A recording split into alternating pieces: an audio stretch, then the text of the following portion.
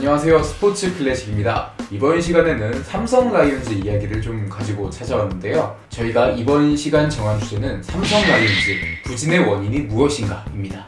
삼성 라이온즈는 지난 시즌 정규리그 우승팀인 KT 위즈와 승률 동률을 이뤄 타이브레이크 게임을 치렀을 정도로 좋은 시즌을 보냈는데요. 그랬던 삼성이 올 시즌에는 5위는커녕 승률 5할에도 한참 못 미치는 안 좋은 성적을 보여주고 있습니다. 삼성 팬들은 최근에 트럭 시위까지 하는 등 삼성 라이온즈의 올 시즌 운영에 대한 불만의 목소리를 드러내고 있는데요. 이에 삼성 구단은 7월 10일 경기 입장을 앞두고 관중들의 스케치북 문구를 직접 검사하는 추태를 보이기도 했습니다.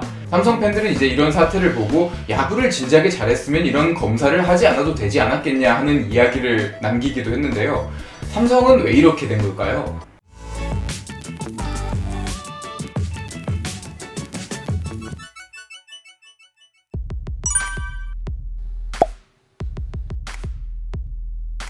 일단 많은 분들이 박혜민 선수의 이탈, 그리고 김원곤 선수의 부진, 이런 부분들을 많이 이야기해 주시는데, 박혜민 같은 경우는 일단 이탈한 게 너무 아쉬운 건 사실입니다. 하지만 그 보상 선수로 온 김재성 선수가 타격이 되는 포수 느낌을 보여주고 있고요. 박혜민 선수의 자리에는 이제 신예 김현준 선수가 자리를 잡고 있습니다. 오히려 김재성, 김현준 이렇게 두 선수가 나타난 것은 박혜민 선수가 빠진 건 아쉽지만 충분히 전화위복이 됐다고 볼 수 있고, 그리고 김원곤 선수의 경우는 저희가 이번에 영상으로도 다루기도 했었지만 아무래도 이 선수가 부진하다고 팀 전체가 부진할 만큼 그만큼 팀에 큰 영향을 주는 선수는 아닙니다. 그렇다면 삼성의 부진의 원인은 어디에 있을까요?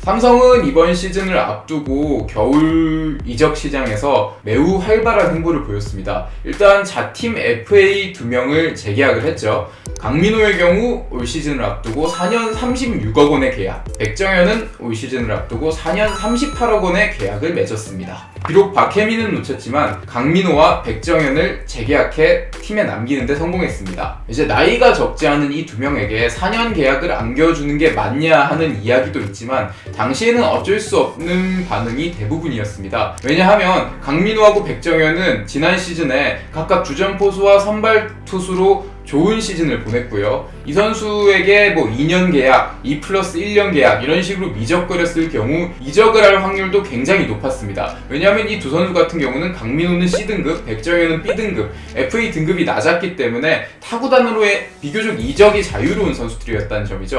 삼성 입장에서는 2021 시즌에 좋은 전력을 유지하기 위해 이 두 선수에게 4년 정도의 계약을 제시하는 건 이적을 막기 위한 어쩔 수 없는 선택이었다고 보입니다.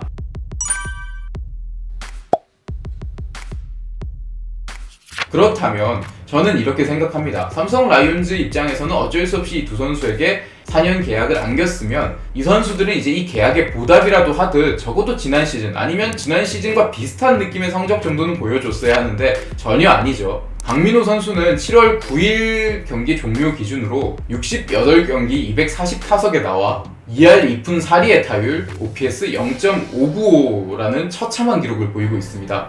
사실상 주전 자리를 김태균 선수한테 내줬고 백업 포수 역할도 김재성이 훨씬 낫다는 이야기까지 듣고 있는데요. 한마디로 말하면 강민호 선수는 올 시즌 팀에 있으나 마나한 존재, 오히려 연봉만 축내고 있는 그런 존재로 평가받고 있습니다. 사실 굉장히 아쉬운 성적이죠. 백정현도 마찬가지입니다. 백정현 선수는 간단하게 13경기 나와서 단 1승도 거두지 못하고 9패를 기록하고 있습니다. 평균 자책점 역시 6.23인데요. 이 정도면 사실상 대체 선수 수준에도 못 미친다 봐야 하고 나오는 거 자체가 손해인 수준입니다. 물론 두 선수가 못하고 싶어서 못하는 건 아니겠지만 팀에서는 나름대로 두 선수의 공로를 인정하고 적지 않은 나이에도 4년 계약을 안겨줬으면 적어도 계약 첫 해만큼은 어느 정도 활약을 해줘야 하지 않나 이런 아쉬움이 있습니다.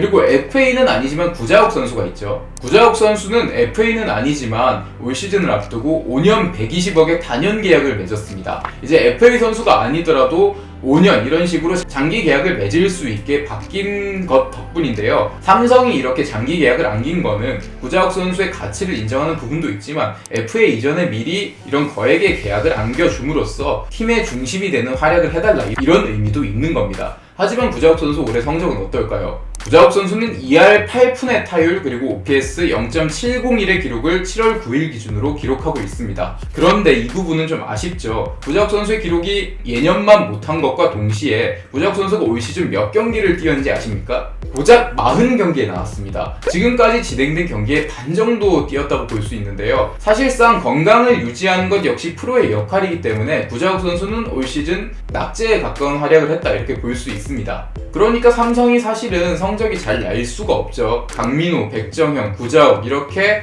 올 시즌을 앞두고 FA 계약과 장기 계약을 맺어준 3인방이 전혀 포수, 선발 투수 중심 타자 이 역할을 못해주고 있기 때문에 다른 선수들이 분전해봤자 삼성은 성적을 낼 원동력, 즉 중심이 되는 선수의 활약이 없다는 이야기로 해석할 수 있습니다.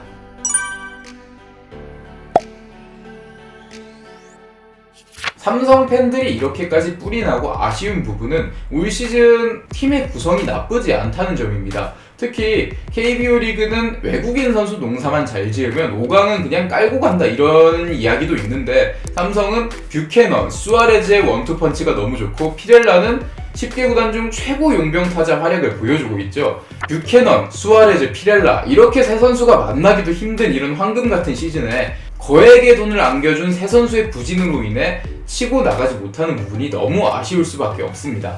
이제 삼성은 원래 여름에 굉장히 강하기 때문에 여름성 대구 구단이라서 더위에 유독 강하다 이런 이야기까지 있을 정도인데 올 시즌의 여름은 삼성 팬들에게 상당히 혹독한 느낌을 주고 있습니다. 과연 올스타 브레이크 이후 후반기에는 삼성이 반등을 할 수 있을지 주목이 되는 부분인데요. 이를 위해서는 FA 백정현과 강민호 그리고 장기 계약을 맺은 구자욱 선수 이들의 활약이 반드시 필요하다고 할 수 있겠습니다. 스포츠 클래식 저희가 준비한 소식은 여기까지고요. 다음 시간에는 또 다채로운 영상 가지고 찾아오도록 하겠습니다. 지금까지 스포츠 클래식이었습니다. 감사합니다.